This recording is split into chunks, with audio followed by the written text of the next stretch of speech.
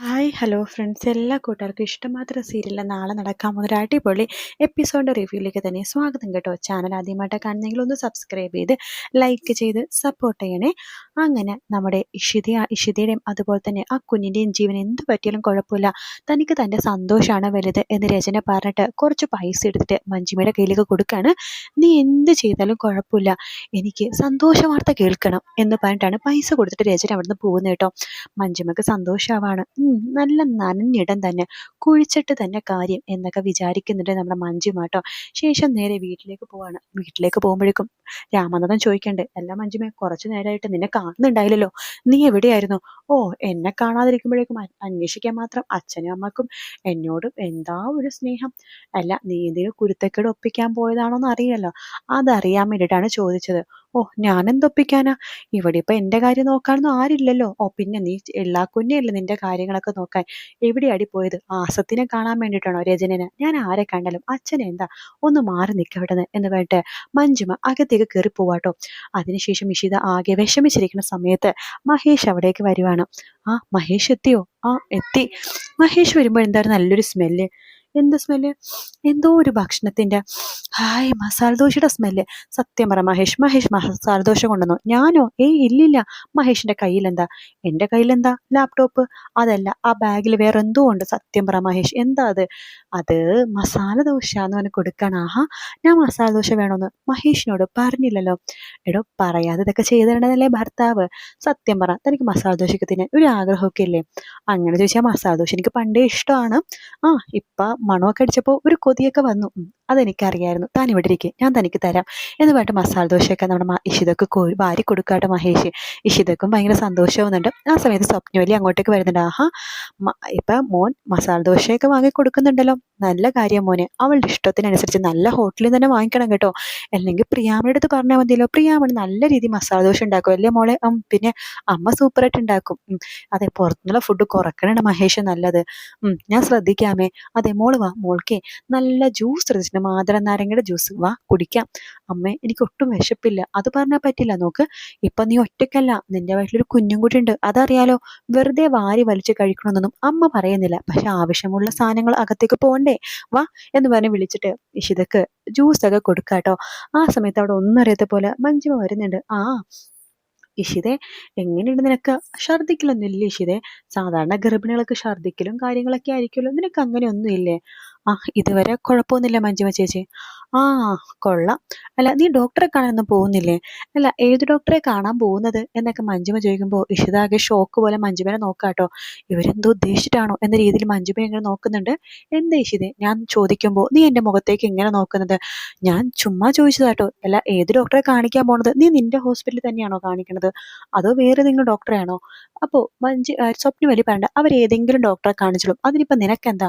അല്ല, ഞാൻ ചോദിച്ചെന്നേ ഉള്ളൂ. ഹോ, ഈ അമ്മക്ക് എന്താ ഇപ്പോൾ? വേറെ ആരെയും കാണാൻ പാടില്ല, മരുമകൾ ഗർഭിണിയായപ്പോൾ മരുമോളെ മാത്രം കാണാൻ പാടുള്ളൂ എന്നൊക്കെ പറഞ്ഞ് മഞ്ജു അകത്തേക്ക് പോവാണ്. ഇഷിത എന്തൊക്കെയോ ആലോചിക്കാട്ടോ. ആ സമയത്ത് രാമനാഥൻ പറയണ്ട, മോളെ, മോൾ വെറുതെ ടെൻഷനൊന്നും ആവണ്ട, അവള് വെറുതെ ചോദിച്ചതായിരിക്കും, കുഴപ്പമില്ല എന്ന് പറയാണ്. ശരി അച്ഛാ എന്നൊക്കെ പറഞ്ഞിട്ട് ഇഷിത അകത്തേക്ക് കയറി പോവാണ്. ഇഷിതയുടെ ടെൻഷൻ കാണുമ്പോൾ മഹേഷ് ചോദിക്കണ്ട്, എടോ, എന്ത് പറ്റിയിടോ? തന്റെ മുഖത്ത് വല്ലാത്തൊരു ടെൻഷൻ പോലെ, താൻ എന്തെങ്കിലും പേടിക്കുന്ന പോലെയൊക്കെ എനിക്ക് തോന്നുക. എന്ത് പറ്റിയടോ? മഹേഷ്, സത്യം പറഞ്ഞാൽ എനിക്ക് വല്ലാത്തൊരു പേടി പോലെയൊക്കെ തോന്നുക. എന്തിനാ താനിങ്ങനെ പേടിക്കണത്? എനിക്കറിയില്ല മഹേഷ് എന്ന് പറഞ്ഞിട്ട് ഇഷിത അവിടെ കിടക്കുവാട്ടോ. ഇയാൾക്ക് ഇത് എന്തു പറ്റി എന്നൊക്കെ മഹേഷ് ആലോചിക്കുന്നുണ്ട്. ശേഷം രാമനാഥനോടും സ്വപ്നയുടെ അടുത്ത് ചോദിക്കുന്നുണ്ട്, അമ്മേ, ഇഷിതയ്ക്ക് എന്താണ് പറ്റിയത്?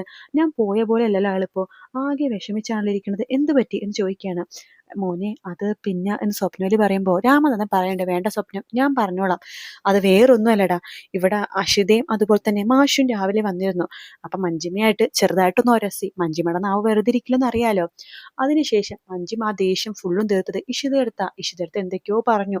അതിനുശേഷം ഇഷിതടുത്ത് ഒരു വാക്ക് അവള് പറഞ്ഞു. അതേ പിന്നെയാ ഇഷിത ആകെ വിഷമിച്ചിരിക്കുന്നത്. എന്താ എന്താ മഞ്ജിമ ചേച്ചി പറഞ്ഞത്? അത് ഗർഭിണിയാവുന്ന എല്ലാ പെണ്ണുങ്ങളും പ്രസവിക്കില്ലല്ലോ എന്ന്. മഞ്ജിമ ചേച്ചി അങ്ങനെ പറഞ്ഞു? പറഞ്ഞു. എങ്കിൽ ഞാൻ അവർ വെച്ചിട്ടുണ്ട്. മഞ്ജിമ ചേച്ചി, ഇങ്ങോട്ട് വന്നേ നിങ്ങൾ എന്ന് പറഞ്ഞ് വിളിക്കാണ്. എന്താടാ, നിങ്ങൾ ഇഷിതടുത്ത് അങ്ങനെ പറഞ്ഞോ, ഗർഭിണിയാവുന്ന പെണ്ണുങ്ങളൊന്നും പ്രസവിക്കില്ലെന്ന്? ആ പറഞ്ഞു. അതിനിപ്പോ എന്താ? ഞാൻ പറഞ്ഞ സത്യമല്ലേ?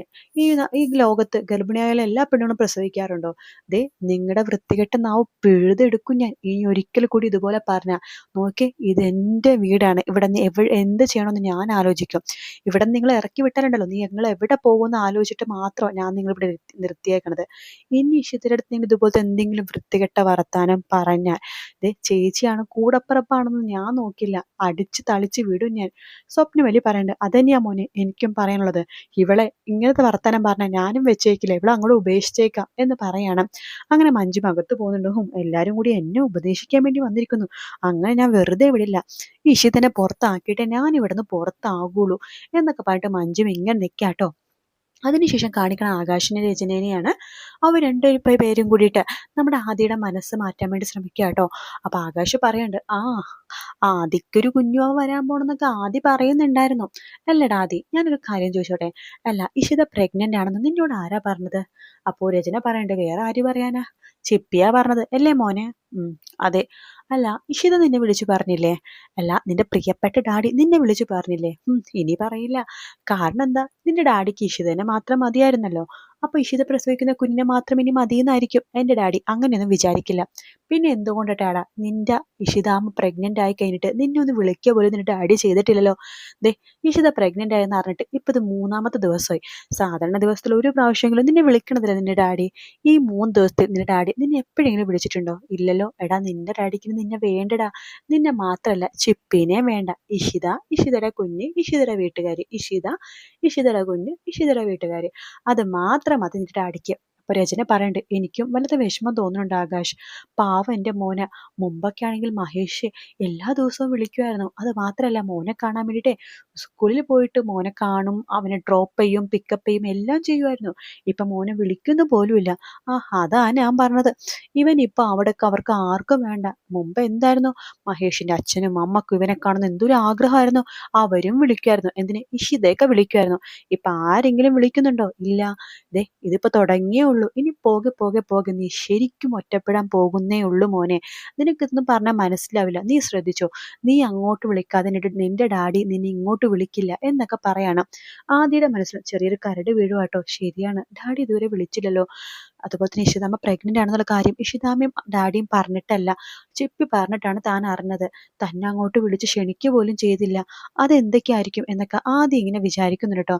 അതിനുശേഷമാണെന്നുണ്ടെങ്കിൽ ആദി ഇതൊക്കെ പ്രകടിപ്പിക്കണുണ്ട് കേട്ടോ അവരുടെ അടുത്ത്. നിങ്ങൾ എന്താണ് ഇങ്ങനെയൊക്കെ ചെയ്യണതെന്നൊക്കെ പറഞ്ഞിട്ട് അവരോട് വല്ലാതെ ദേഷ്യപ്പെടുന്നുണ്ട്. ഇതിന്റെ റീമേക്കിൽ ആദി ഇങ്ങനെ ഇഷിത പ്രഗ്നന്റ് ആവുന്ന സമയത്ത് ചെറിയൊരു ദേഷ്യക്കാരനൊക്കെയാണ് കേട്ടോ. ചെറിയൊരു സ്വഭാവമൊക്കെ മാറുന്നുണ്ട്. അതായത് ഇഷിതടുത്തും ഇഷിതക്ക് ജനിക്കാൻ പോണ കുഞ്ഞിനോടൊക്കെ ആദിക്ക് ചെറിയൊരു അകൽച്ചയും കാര്യങ്ങളൊക്കെ ഉണ്ട് കേട്ടോ. മലയാളത്തിൽ അങ്ങനെ ആവാതിരിക്കട്ടെ.